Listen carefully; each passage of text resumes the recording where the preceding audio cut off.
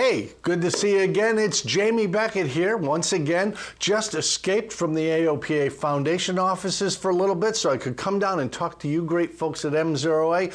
We're getting ready to do another little segment of How to Buy an Airplane, Part 2.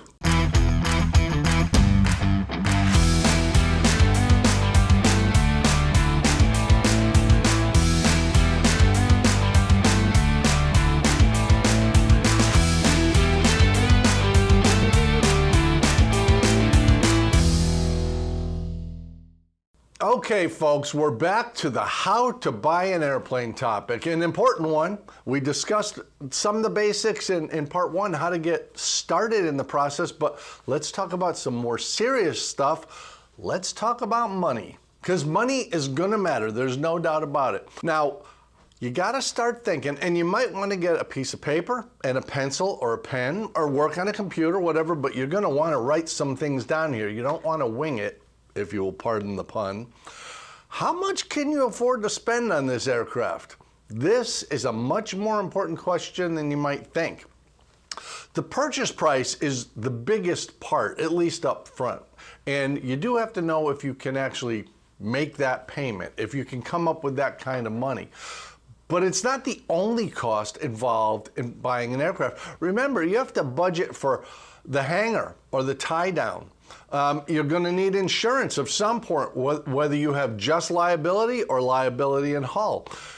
There's going to be maintenance considerations because you're certainly going to have to do oil changes. There's going to be annual inspections. You may want to do upgrades. All those things have to come into it. And let's not forget the all-important taxes. You will be paying sales tax on this more than likely. And that can be a significant amount of money depending on what kind of an airplane you're buying. So let's look at all of those things carefully before we start the shopping experience. Fortunately, we can actually get a pretty good idea of what all those costs are going to be. A hangar or a tie down, you can call around to local airports and find out, do they have hangars available? How much do they cost? Do they have tie downs available? Are there different types of hangars? Is it just shade hangars or T hangars, or is there a community hangar?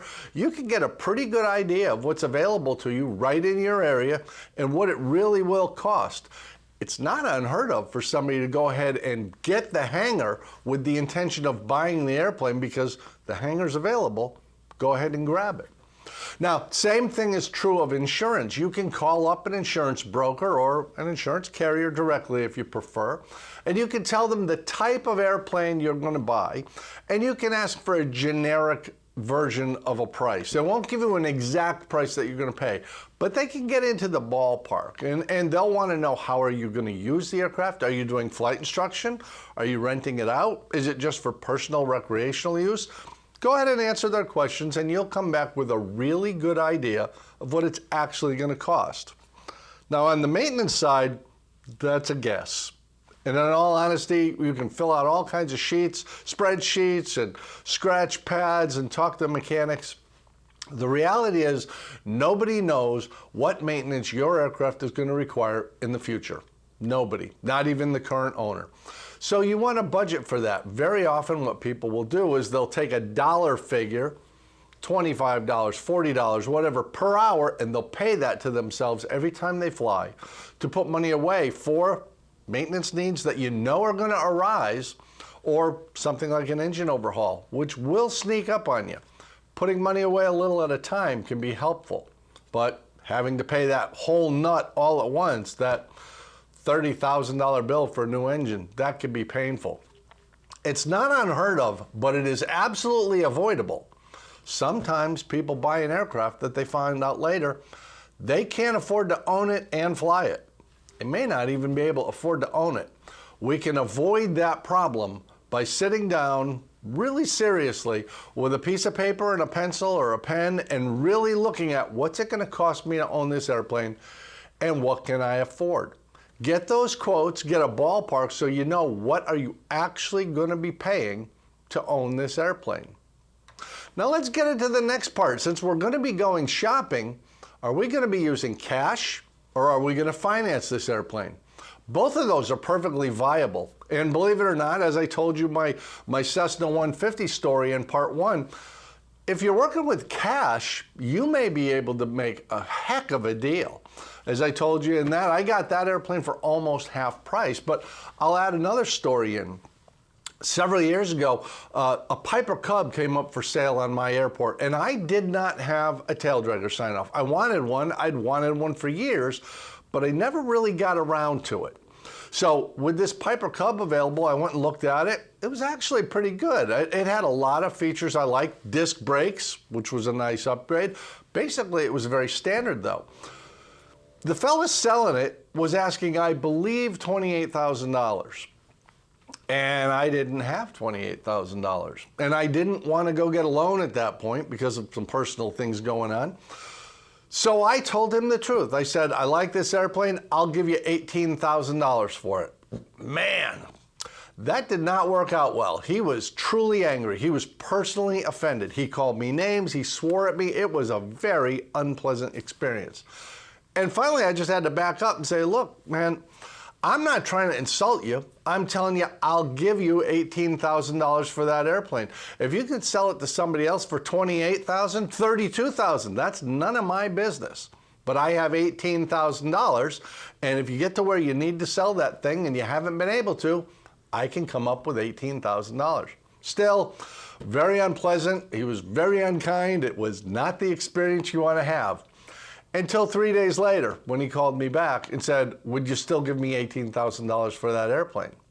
Well, it turned out he had bought it and had it moved to Florida from North Dakota, but he never actually registered it. And he didn't have a pilot's license. And he had kind of put off the flight instructors in the area and nobody wanted to fly with him.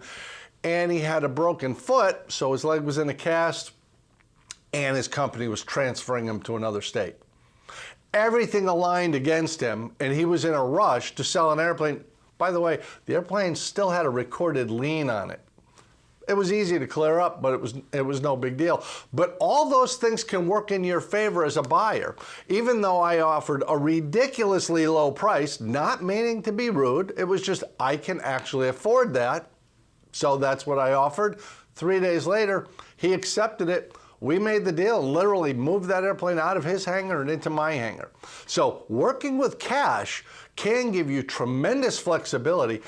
And keep in mind, this is important, don't fall in love with that particular airplane. There's always another one.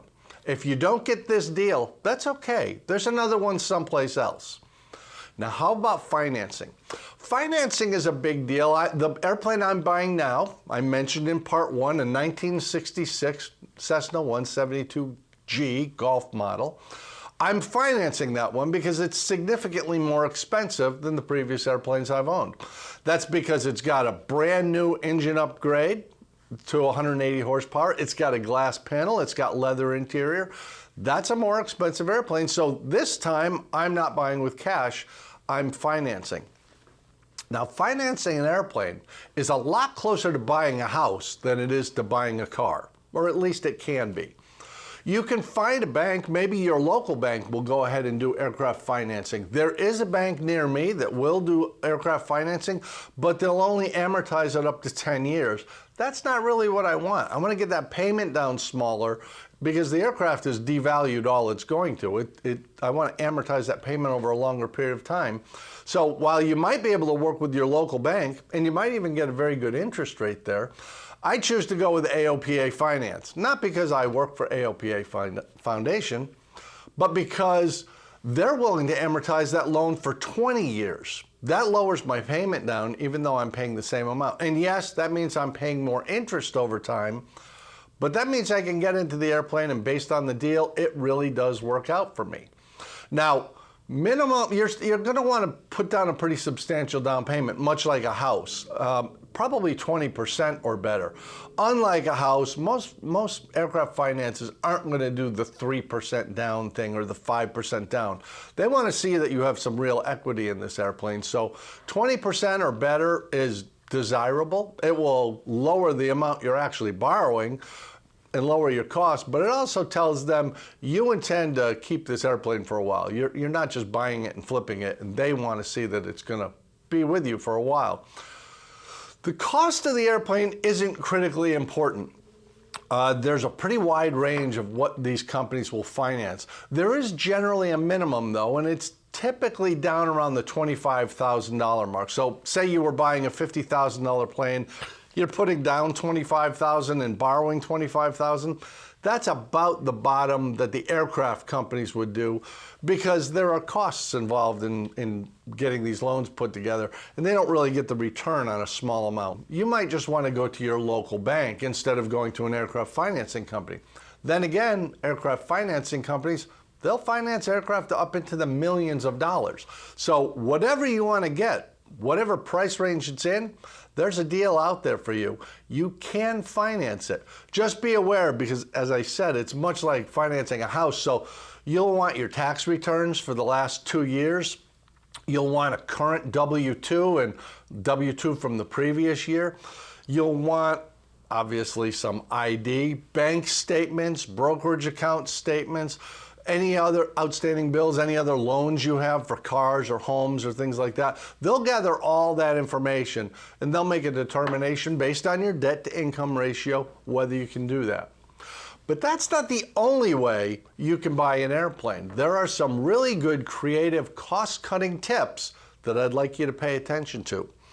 Say you found an airplane that's perfect. It's exactly what you want, but it's about $50,000, maybe $100,000 more than you can afford. There's just no way you're going to make that work out with your lifestyle and your bills and your income. That doesn't mean you're out of the game. There are still opportunities. You might consider a co-ownership. People often call this a partnership.